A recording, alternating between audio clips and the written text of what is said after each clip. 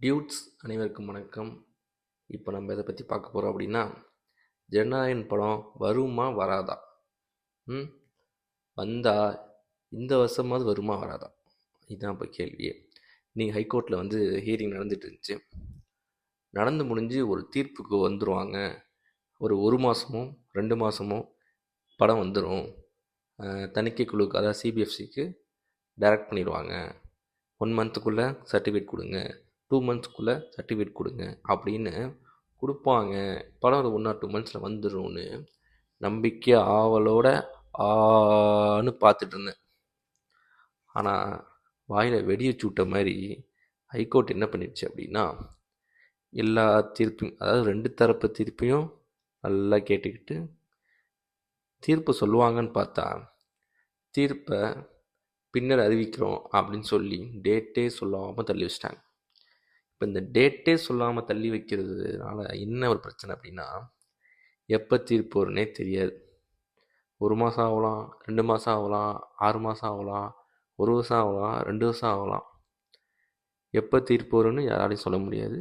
தீர்ப்பு அறிவிக்க போகிறோன்னா அதுக்கு முன்னாடியே அனௌன்ஸ் பண்ணுவாங்க. அப்போ வந்து கரெக்டாக அன்னைக்கு வந்து கேஸ் எடுத்து தீர்ப்பு அறிவிச்சுட்டு போயிடுவாங்க. ஸோ இது எவ்வளோ நாள் போகும், என்ன ஆகும்னு சொல்லவே முடியாது. தீர்ப்பு பெண்டிங் இருக்க டைமில் அவங்களால சுப்ரீம் கோர்ட்டுக்கும் போக முடியாது. ஆல்ரெடி போயிட்டு சுப்ரீம் கோர்ட் செருப்படி கொடுத்து அனுப்பிச்சிடுச்சு. கீழே ஹைகோர்ட்லேயே பார்த்துக்கன்னு. ஹைகோர்ட்டில் தீர்ப்பு வராமல், ஏதாவது தீர்ப்பு வந்தால் தான் அந்த தீர்ப்பை வச்சு மேல்முறையீடு போக முடியும் சுப்ரீம் கோர்ட்டுக்கு. தீர்ப்பே வராமல் பெண்டிங்கில் இருக்கும்போது நம்ம சுப்ரீம் கோர்ட்டுக்கு போக முடியாது. போனீங்கன்னா தீர்ப்பு வரட்டும், வந்ததுக்கப்புறம் அதில் ஏதாவது ஆட்சேபனை இருந்தால் நீங்கள் சுப்ரீம் கோர்ட் வாங்க அப்படின்னு சொல்லி அவங்க மறுபடியும் அனுப்பிச்சுட தான் வாய்ப்பு அதிகம். ஸோ சுப்ரீம் கோர்ட்டும் போக முடியாது, ஹைகோர்ட் தீர்ப்பும் வராது. இன்றைக்கி வருமா நாளைக்கு வருமானு தெரியாது. படம் அப்படியே கிடப்பில் கிடக்கும்.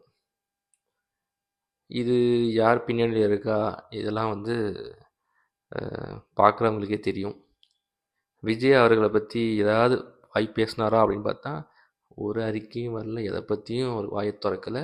திறந்தாருன்னா வாய்க்குள்ளே வெடி வச்சுருவாங்க. அதனால வந்து படம் சிக்கல் இருக்குது. 500 கோடி அபேஸ் அப்படிங்கிற மாதிரி ஆகிடுங்கிறதுனால தாவிக கட்சியினரே அமைதி காக்குறாங்க.